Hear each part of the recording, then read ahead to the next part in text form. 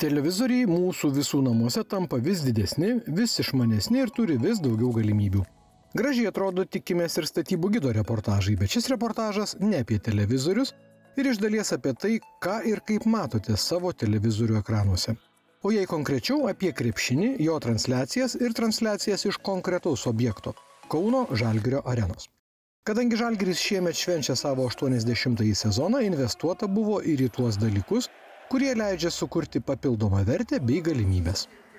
Visi, sakykime, senieji šviestuvai buvo pakeisti naujais LED tipo šviestuvais ir tikrai kiek specialistai, sakykime, sakė, kad daug lengviau valdomi ir daug lankstesni bus galima juos daug įvairiau panaudoti ir ne tik rungtynių metu, bet taip pat ir pertraukėlių metu ar komandos pristatymo metu. Ir manau, kad fanai tikrai pamatys dar geresnį, kokybiškesnį komandos pristatymą, šou elementus kažkokius tai ar žaidimus minučių pertraukėlių metu. Arena, kurią jau daugiau nei 13 metų, iš esmės atnaujino apšvietimą, kuris dabar ne tik atitinka griežtai reglamentuotus Eurolygos reikalavimus, bet ir suteikia daugiau galimybių televizijos profesionalams, vadinasi ir mums, žiūrovams.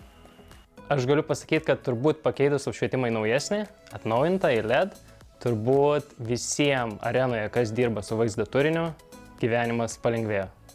Tai tikrai turėjom daugiau laiko galvoti, ką nufilmuoti, o ne kaip sukalibruoti kamerą, kokius nustatymus pasirinkti ir panašiai. Tai aš turbūt galėčiau išskirti 3 dalykus, galbūt net 4 dalykus, kurie labiausiai pasikeitė. Tai pirmiausia būtų mirgėjimas su senom halogeno lempom. Tikrai jos mirga ir per kamerą tai matosi. Ir kartais tai yra sunku net pastebėti. Turbūt esat kažkada pasiėmę savo telefoną, pradėję filmuoti kažką patalpoje ir pamatėt, kad telefono ekrane visas vaizdas mirguliuoja. Tai tas pats būna ir arenoje. Ir tai galima kompensuoti keičiant kameros nustatymus, bet su LED apšvietimu, patį LED apšvietimą galime jo dažnį priderinti prie kamerų ir tiesiog to mirgėjimo nebėra. Jis tiesiog dingsta. Tai čia vienas iš dalykų. Antras dalykas turbūt buvo šviesos tolygumas. Nes atėjęs į areną, tu teoriškai turėtum nebekeisti kameros nustatymų. Tu nusistatai kamerą, jeigu tavo veiksmas vyksta visas arenoje, pačioje aikštelėje, tu pradėjęs filmuoti, galvoji, kad visur viskas atrodys taip pat. Tačiau tikrai būna, kad nusistatai kamerą, pradedi filmuoti, nueini į kitą aikštelės galą, tie patys nustatymai, pasukai kamerą į aikštelį, žaidėjus, o visai kitoks apšvietimas. Akimi gal tu to nematai, bet kamera yra labai jautri šviesa ir tu matai tą skirtumą. Ir tada supranti, kad aha, čia tas apšvietimas nėra visai tolygus.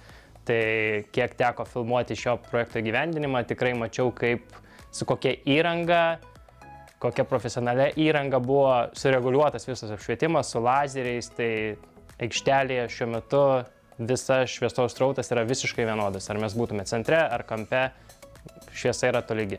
Aišku, kokybiškas apšvietimas Žalgirio ar Lietuvos rinktinės žaidimo šioje arenoje nepagerins.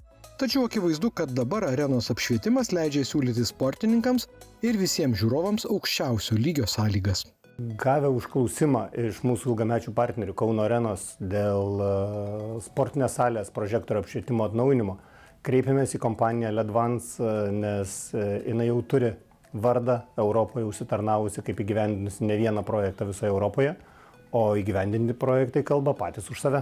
Buvo iššūkių prie šio projekto, nes vienas iš pagrindinių reklamų buvo, kad apšvietimas tenkintų Turkish Airlines Eurolygos reklamus. Kitas svarbus aspektas buvo, šviestuvai turėjo būti nestandartiniai. Tai yra, šviestuvai buvo pagaminti pagal specifinius arenos poreikius.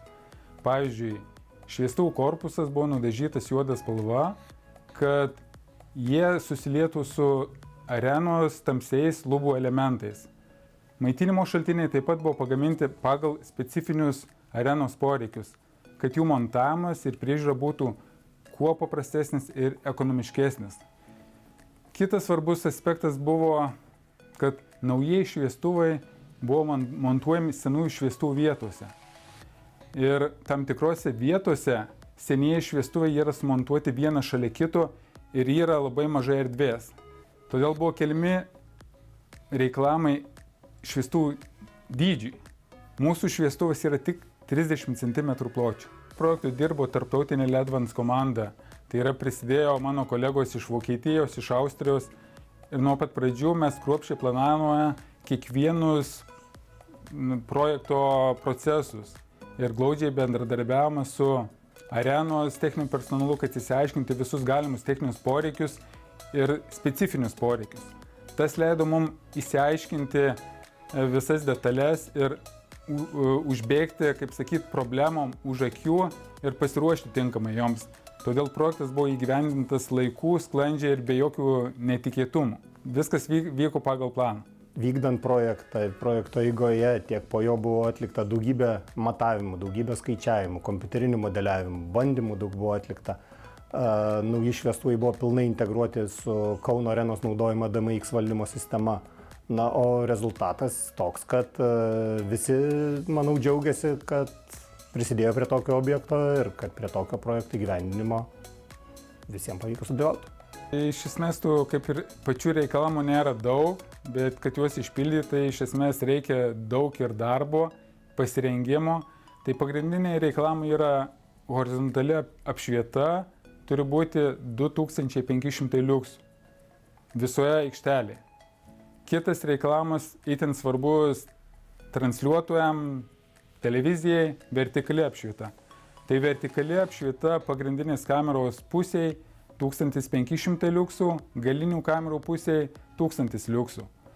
Be to, apšvietimas pats turi būti skirtas ir dedikuotas tik krepšiniui.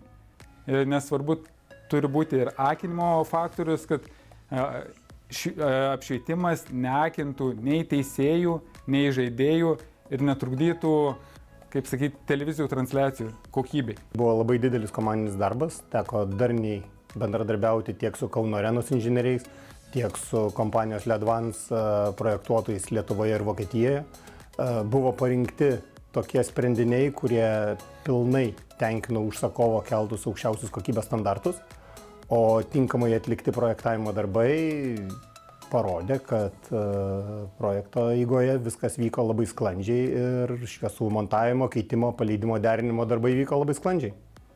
Kadangi pašnekovai jų vartoja specialius terminus, pasakysime paprasčiau, juk dabar filmuoti telefonais mėgstate kiekvienas. Ko dažnai trūksta jūsų vaizdeliams? Kokybės. O jai dažniausiai šviesos. Profesionalai transliacijos kokybės kartelės tiesiog negali nuleisti žemiau. Šviesos temperatūra dabar yra labai natūrali, tokia, kokios ir siekiame, natūrali dienos šviesa. Nes turbūt esate įsijungę televizorių, tiesioginė transliacija prasidėjo, vyksta žaidėjų pristatymas, jis dažnai vyksta prigesintam apšvietimui arba tamsoje. Ir kai baigėsi žaidėjų pristatymas, įjungiamas arenos apšvietimas. Ir ką mes matom? Kelias minutės mes matom geltoną, žalsvą, raudoną vaizdą. Tai reiškia halogeninis apšvietimas, kai jis įsijungia, jis ilgai šyla ir kelias minutės, kol jis įgauna visą savo šviesos stiprumą, temperatūra šviesos būna neteisinga ir tai tikrai neprideda profesionalumo. Ledvans įranga tikrai prisidėjo prie to, kad atsirado daugiau galimybių išnaudoti šviesą. Tai lediniai šviestuvai įsijungia akimirksniu, nereikia jiems laiko iššilti ir pasiekti savo viso šviesos stiprumo. Ir taip pat tos lempos yra dimeriuojamos, tai galima ir prigesinti, sumažinti apšvietimą, jį padidinti. Tad visiems arenoje norisi palinkėti pergalių, žiūrovams gerų emocijų, o tiems, kas transliacijas iš Kauno stebės televizorių ekranuose, kokybiškų vaizdų.